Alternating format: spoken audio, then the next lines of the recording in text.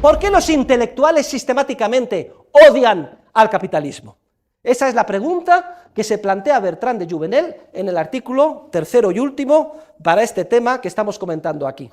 Y esto es una constante, además, de la historia.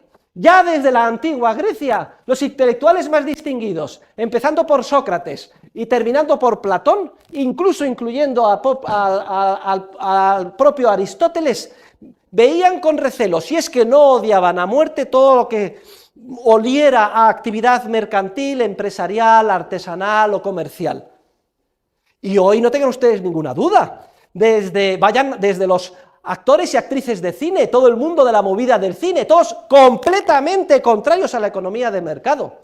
¿Y para qué hablar de la mayor parte de los intelectuales que plasman su labor creativa en obras literarias? Generalmente también en contra de la economía de mercado y del capitalismo, todos ellos contrarios al proceso de mercado, todos ellos socialistas, todos ellos de izquierdas. ¿Por qué? ¿Por qué es esto?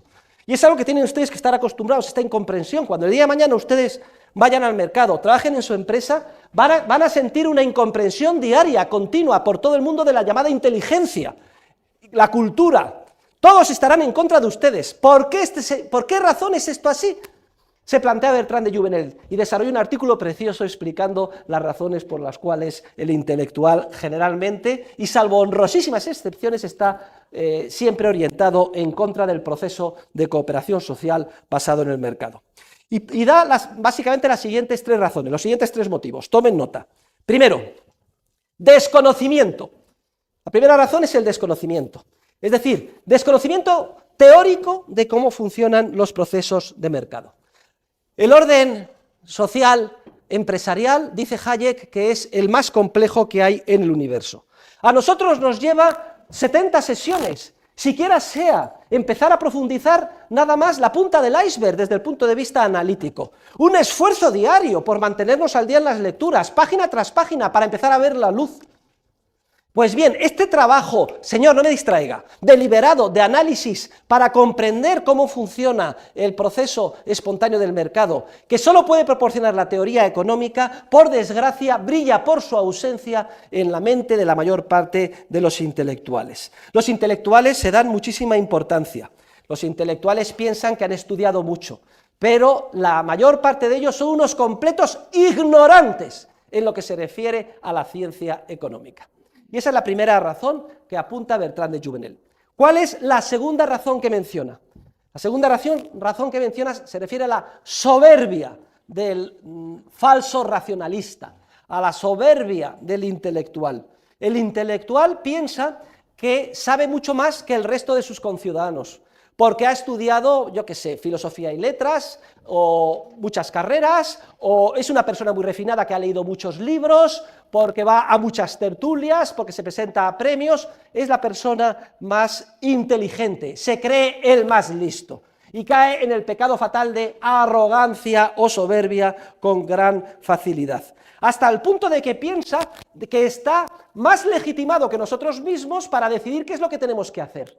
Se ríe de los ciudadanos de a pie, le parece una ofensa a su fina sensibilidad encender la televisión, vomita ante los anuncios, de alguna forma se escandaliza de la falta de cultura de todos nosotros, y desde su pedestal se permite pontificar criticando lo que hacemos porque se cree más listo que nadie.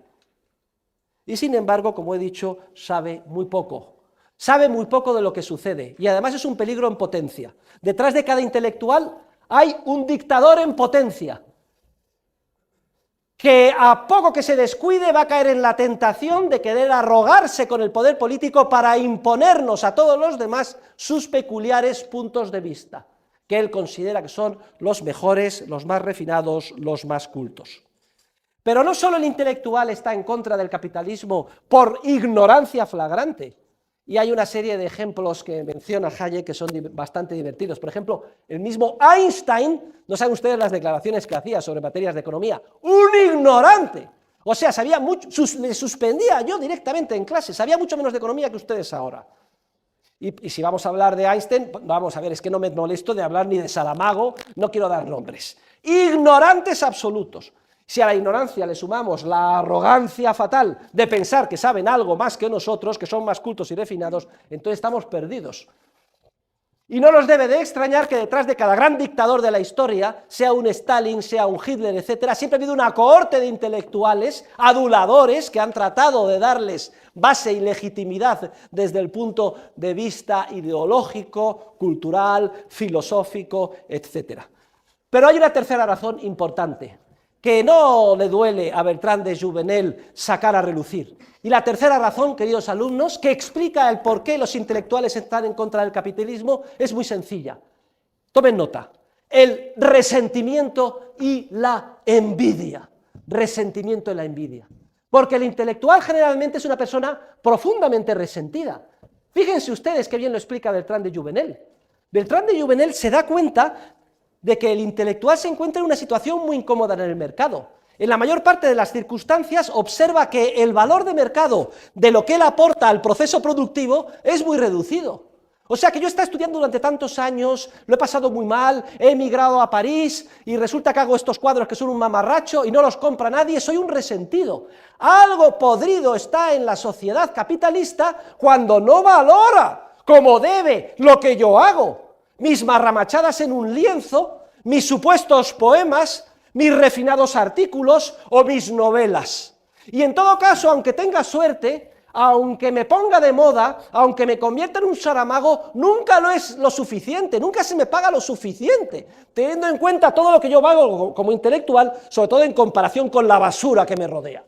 Y luego lo que no puedo resistir como intelectual es que a lo mejor un súper ignorante, un burdo, un inculto empresario gane 10 o 100 veces más que yo, simplemente porque está vendiendo cualquier cosa absurda, como por ejemplo pollos, o botas, o bañadores en el mercado a las masas, y se está forrando. Esa es una sociedad injusta, dice el intelectual. A los intelectuales no se nos paga lo que valemos, y sin embargo, a cualquier chiquilicuatre gana 100 o 200 o 1000 veces más que yo, simplemente porque se dedica a producir algo que las masas incultas demandan. Resentimiento y envidia. Y somos humanos, queridos alumnos.